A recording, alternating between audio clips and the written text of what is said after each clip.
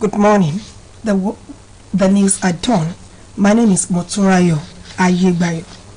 Minister calls for strong political parties to make democracy function. Court remands man for allegedly raping his daughter. South Africa's former president moves to prosecute President Ramaphosa. The Minister of Youth and Sports Development, Mr. Sunday Dare, says the current democratic dispensation in the country cannot work or progress without strong political parties. Mr. Dare made this disclosure in Ibadan, the Oyo State capital, during the 73rd posthumous birthday of the former governor of the state, late Abiola Ajimobi. It will be recalled that Ajimobi, who governed the state for 2 consecutive terms of 8 years, died in the year 2020. The minister added that all stakeholders, including the media and civil society groups, have roles to play to strengthen Nigeria's democracy. He, however, declared that the current democracy cannot work without strong political parties. As the Apex Bank introduced the newly reprinted Naira note into circulation, citizens have been advised to entertain patience as it is too early to complain about the availability of the notes in commercial banks. Speaking with OSBC News, some financial experts explained that the newly introduced reprinted Naira note will soon be sufficient in circulation. They noted that commercial banks across the state are in the process of ensuring even distribution as soon as the CBN supplies the cash. Meanwhile, a concerned citizen under anonymity blamed the CBN for the low supply, saying that the Apex Bank failed to plan properly before announcing the release of the reprinted cash into the society. The presidential candidate of the People's Democratic Party (PDP) at the party's Presidential Campaign Council in Anambra State have commended the people of the state for the massive turnout at the party's presidential campaign rally. In a statement by the Deputy Director of Media and Publicity for Atiku Kowa presidential campaign in Anambra State, Mr. Loka Chukwubiken, the party said that a number of people have once again demonstrated the love for Atiku and support for the PDP. The PDP in the statement thanked the good people of Anambra while noting the show of love during the campaign reaffirmed their state's support for Atiku Abubakar. The party further urged Nigerians to vote for the PDP and its flag bearer Atiku, noting that the turnout showed that Anambra is a home for Atiku Abubakar, aside from being an in-law.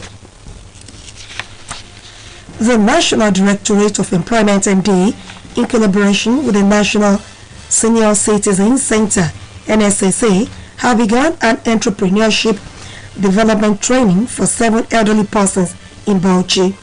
The Director General of NDE, Malap Abokra Fipo, stated this in Bauchi during the one-day training exercise for the senior citizens. Represented by the State Coordinator of NDE, Mr. Lawan Yaya, Fipo said the NDE realized that some of the elderly people have various skills, hence the need for them to be brought under one umbrella through the training. He added that the move was to carry the elderly along and make them come to the reality that the world has changed and there are new ways of doing business in order to effectively compete in the marketplace. In his remarks, the Bauchi State Coach of Senior Citizens Consultative Forum, Mr. Jinju Garba, expressed happiness that Nigeria is among the countries with more concern for elderly persons who have been neglected for some time. This is the news at dawn, coming to you from Osun State Broadcasting Corporation, Southwest Nigeria. Now, our mid-news message. A life lived for others is the best. Learn to use your life to improve the lot of others.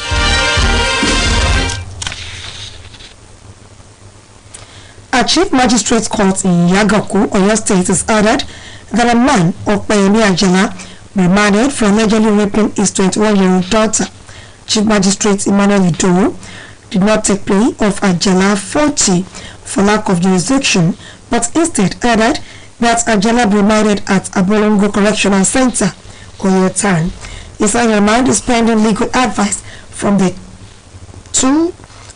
Oyo State Directorate of Public Prosecutions (DPP), and later adjourned the matter until February 1 formation. The police charged Ajala of Maya Compound, Ogbomosho, with 1 count of rape. According to the prosecution counsel, ASP Amos Adewale, Ajala in August at Maya Compound, Ga Lebedu area Ogbomosho, raped his daughter, adding that the offense is contrary to the provisions of Section 357 and punishable under Section 358 of the Criminal Code Laws of Oyo State 2000. According to reports, Ajala is liable to the maximum of life imprisonment if found guilty of rape. Morocco has been selected by FIFA to host the 2023 Club World Cup in February, while an expanded 32-team edition is set to launch in 2025. Following Morocco's thrilling and inspiring run at the World Cup that saw them exit the tournament at the semi-finals in Qatar, the country will now stage the next global soccer event. FIFA President Gianni Infantino, who made the announcement at a press conference in Doha, stressed that the tournament will take place from February to 11, 2023. The FIFA official noted that European champion Real Madrid, South American champion Flamengo, and Seattle Sounders, the first CONCACAF Champions League winner from the United States, will play in a traditional 7-team tournament. It will be one of the last 7-team editions for continental champions, with an expanded month-long tournament planned to start in 2025. FIFA President Gianni Infantino said the intended change was making it really like a World Cup. South Africa's former President Jacob Zuma has announced that he is suing President Cyril Ramaphosa over a leaked medical report linked to a 1990s arms corruption trial. The announcement came as the ruling African National Congress kicks off a conference that is expected to re-elect its party leader. Ramaphosa was facing a huge cash scandal himself. Former President Zuma announced that he had launched private prosecution proceedings against Ramaphosa, accusing him of being an alleged accessory in the leaking of a confidential medical document about Zuma to the media. It was gathered that the case is linked to Zuma's long-running but so far unsuccessful campaign to remove prosecutor Billy Donner, who is pursuing the ex-president on corruption charges related to a 1990s arms deal. Zuma, who alleges that Donner leaked his medical reports to a journalist, is now also accusing Ramaphosa of neglecting his duties by not acting after being informed of the leak. Meanwhile, Ramaphosa's office has dismissed Zuma's accusations as spurious and unfounded. To end the news at dawn, here again are the major points. The Minister of Youth and Sports Development, Mr. Sanditari, says the current democratic dispensation in the country cannot work or progress without strong political parties. A Chief Magistrate Court in Yagaku, Oyo State, decided that a man, Okpeyemi Ajala, remanded for allegedly raping his 21-year-old daughter. South Africa's former President Jacob Zuma has announced that he is suing President Cyril Ramaphosa over a leaked medical report linked to a 1990s arms corruption trial. And that was the news at dawn, edited by Olushayo Babatunde and delivered by Motorayo Ayegbayo. For more about us, you can visit www.osbcng.org. Thanks for listening to the news at dawn. Good morning.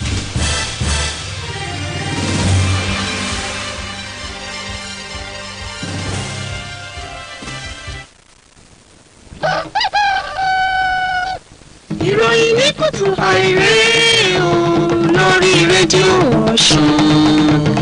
Ìròyìn ní kùtù àìrè o lórí rédíò Ọ̀ṣun.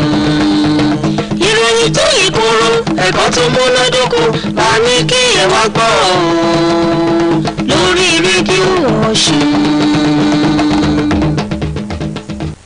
Ẹ kú ojúmọ́ o. Ìròyìn ní KUTUAI Abíọ́dún Babadíà lóníròyìn ṣáájú ẹgbẹ́ kókó tó wà nínú ìròyìn náà. ìkàn nídìí ìṣèjọba pè fún ìfẹsẹ̀múlẹ̀ ẹlẹ́gbẹ́jẹgbẹ́ òṣèlú fún ìmúgbòòrò ètò ìjọba àwarawa. ọkùnrin kan dèrò ẹ̀wọ̀n fẹ̀sùn ìfipá bá ọmọ bíbí inú rẹ̀ lò pọ̀. ààrẹ tẹ́lẹ̀ nílẹ̀ South Africa bẹ̀rẹ̀ ìgbésẹ̀ láti wọ ààrẹ Ramaphosa lọ ilé ẹjọ́. ìròyìn àárẹ̀ lẹ́kùnrẹ́rẹ́. mínísítà fọ́rọ̀ ọ̀dọ́ àti eré ìdárayá orílẹ̀-èdè yìí ọ̀gbẹ́ni Sunday Dare ti ní ètò ìjọba àwarawa orílẹ̀-èdè yìí kò lè digi àlọ́yè láìsí ìdúróore àwọn ẹlẹ́gbẹ́jẹgbẹ́ òṣèlú láwùjọ. ọ̀gbẹ́ni Dare sọ̀rọ̀ yìí nílùú Ìbàdàn olúlu ìpínlẹ̀ Ọ̀yọ́ lásìkò ètò ayẹyẹ ọjọ́bí ọjọ́ akúlàdére ọdún 43 gómìnà tẹ́lẹ̀ nípínlẹ̀ Ọ̀yọ́ olóògbé Abíọ́lá Ajímọ̀bí. lọ́dún 2020 ní sẹ́nẹ́tọ̀ Ajímọ̀bí tó ṣe àkóso ìdarí ìpínlẹ̀ Ọ̀yọ́ lẹ́ẹ̀mejì ọ̀tọ̀ọ̀tọ̀ dábìrì fáyé. mínísítà ṣàlàyé pé àwọn tọ́rọ̀ ìdàgbàsókè orílẹ̀-èdè yìí jẹnugún àtàwọn oníkọ̀jikọ̀ láwùjọ láwọn ipa pàtàkì láti kó lórí ìfẹsẹ̀múlẹ̀ ètò ìjọba tiwantiwa lórílẹ̀-èdè Nàìjíríà. bẹ́ẹ̀ ló pè fún kí gbogbo èèyàn ilẹ̀ yìí àti àwọn ẹlẹ́gbẹ́jẹgbẹ́ òṣèlú dúró re láti káwọ́ ti bẹ́tò ìṣèjọba àwarawa yóò ti digi àlọ́yè láwùjọ. níbàámu pẹ̀lú bí báńkì àpapọ̀ ilẹ̀ yìí ti kó àwọn owó tuntun míì jáde, àwọn onímọ̀ nípa ètò ìṣúná ti rọ àwọn aráàlú láti ṣe sùúrù nípa àìtí ìfi bẹ́ẹ̀ rí àwọn owó tuntun ọ̀hún kó lùgbòrò pa. nígbà tí wọ́n bá ikọ̀ròyìn iléeṣẹ́ ìsọ̀rọ̀, àwọn onímọ̀ ètò ìṣúná náà ṣàlàyé pé láìpẹ́ láì jìnnà ó dájú pé ní àwọn owó tuntun ọ̀hún yóò yàmùrá nígboro. wọ́n ní àwọn ilé ìfowópamọ́ ilẹ̀ yìí ń ṣe takuntakun nídìí kíkó àwọn owó náà jáde sígboro dáadáa kí níwọ̀n ìgbà tí báńkì àpapọ̀ ilẹ̀ yìí bá ti taari rẹ̀ sí àkàtà wọn. àmọ́ sáwọn kan lára àwọn aráàlú dẹ̀bi bí owó ọ̀hún kò ṣe ti fi ìbí bẹ́ẹ̀ pọ̀ nígboro ru báńkì àpapọ̀ ilẹ̀ yìí lórí bó ti ń fà bí ìgbín. olùdíje fúnpò ààrẹ lábẹ́ àṣẹ ẹgbẹ́ òṣèlú People Democratic Party PDP àti ikọ̀ ìpolongo ètò ìdìbò fúnpò ààrẹ lábẹ́ ẹgbẹ́ òṣèlú PDP nípínlẹ̀ Anambra ti ṣe sàdákátà sáwọn èèyàn ìpínlẹ̀ Anambra ní bí wọ́n ti tú jáde lákòókò ìpolongo ìdìbò ààrẹ ẹgbẹ́ òṣèlú náà tó wáyé nípínlẹ̀ Anambra. àtijáde tí igbákejì adarí ẹ̀ka ètò ìpolongo fún ikọ̀ ìpolongo fúnpò ààrẹ Àtíkù Òkòwà ní ìpínlẹ̀ Anambra ọ̀gbẹ́ni Nloka Chukwuokike fisita ló ti ṣe sàdákátà fún páwọn èèyàn ìpínlẹ̀ náà ti fi ìfẹ́ àti àtìlẹ́yìn wọn hàn fún ẹgbẹ́ òṣèlú PDP. àtẹ̀jáde ọ̀hún ni wọ́n fi wá kí gbogbo àwọn èèyàn ìpínlẹ̀ Anambra pé wọ́n ṣe wọ́n dúpẹ́ ní bí wọ́n ti ṣe àfihàn ìfẹ́ tó gíríkì lẹ́yìn tí wọ́n ní fún olùdíje sípò ààrẹ lábẹ́ àṣà ẹgbẹ́ òṣèlú náà.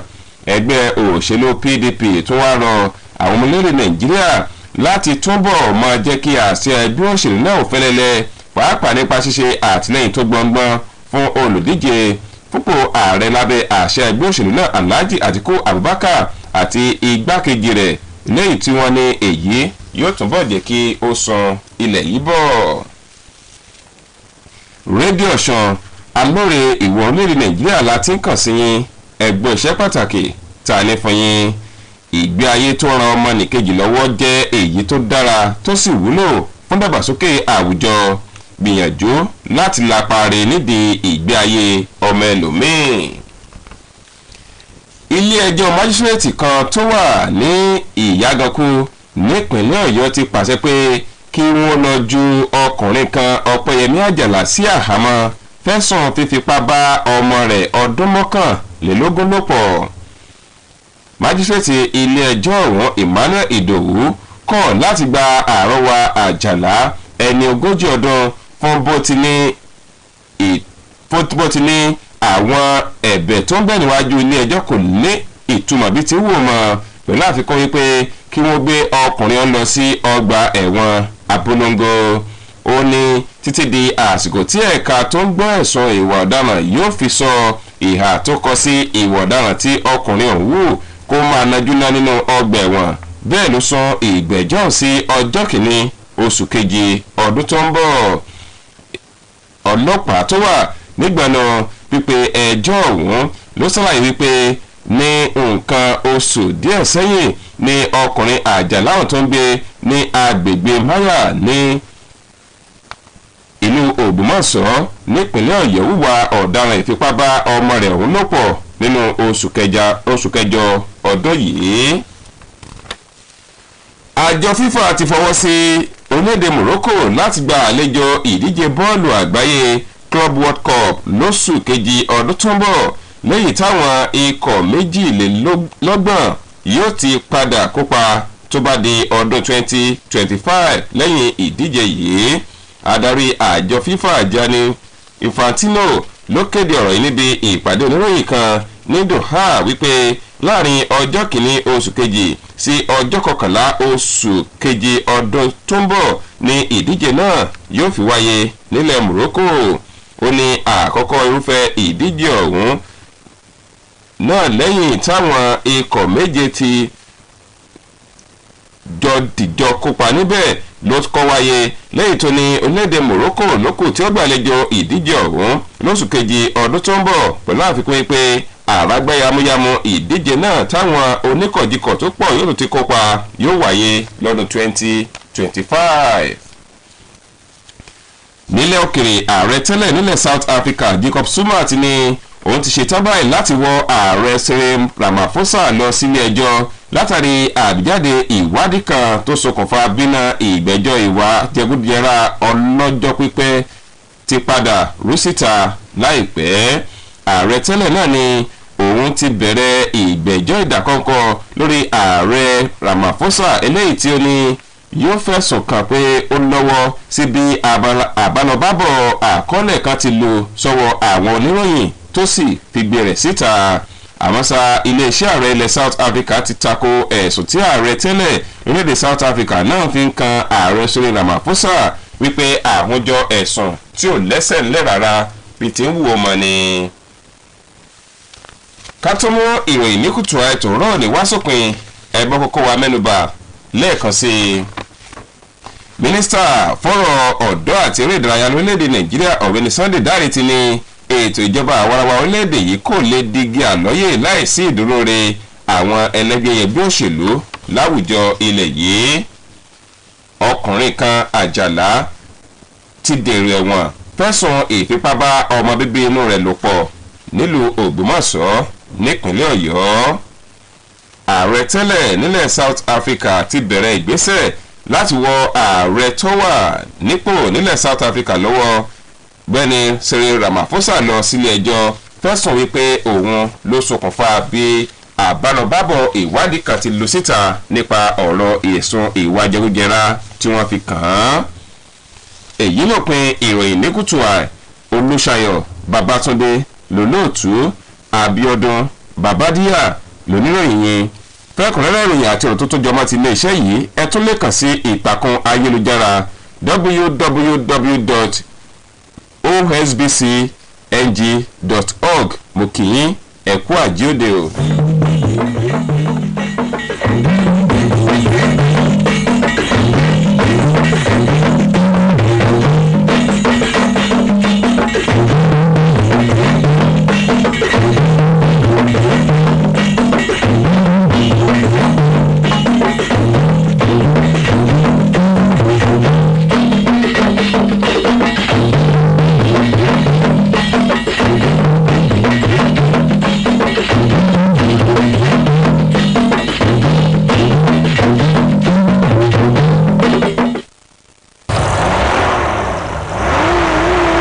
onímọ́tò jíjáde ló ń jáde lọ yìí o má ṣe sáré àsápajúdé wakọ̀ pẹ̀lú sùúrù má fi ẹ̀mí ara rẹ àti tàwọn ẹlòmíì ṣòfò ṣọ́ra eré sísá léwu. Kérésìmesì ọdún ayọ̀. Àtúndé o ẹ̀jẹ̀ ká yọ̀ ẹ̀mí wa aṣọ kan.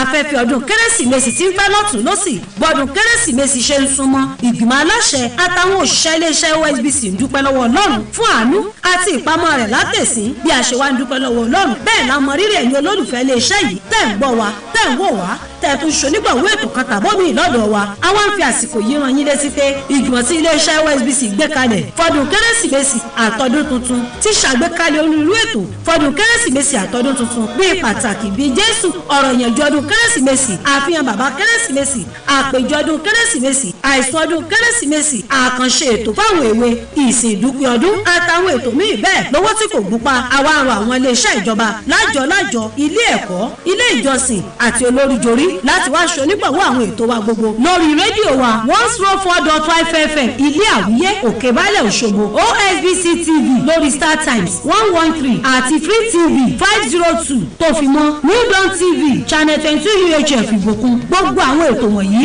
lẹ́ẹ̀ máa gbọ́ tá ó sì máa rí wò lórí ìtàkùn ayélujára fẹ́kùnrẹ́rẹ́ àlàyé ẹ pè alága ìgbìmọ̀ ọdún kérésìmesì àti tọdún tuntun ti iléeṣẹ́ OSBC sórí nọ́mbà yìí 0803 395 9859 0803 395 9859 àkú ọdún àkú ìyèdún ojú wa yóò máa rọ́dún.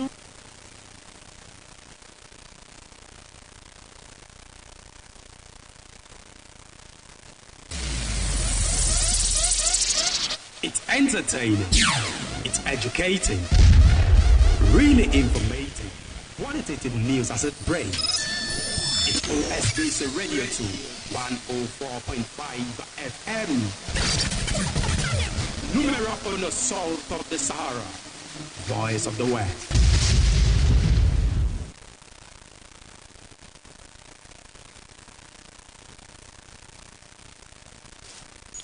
You are live. On Osun Radio. Osun Radio. Community radio at its best. 104.5 FM. Good morning, we talked the whole night through. Good morning to you. Good morning, it's great to stay up late. Good morning to you. When the band began to play, the sun was shining bright. Now the milkman's already sway, it's too late to say goodnight.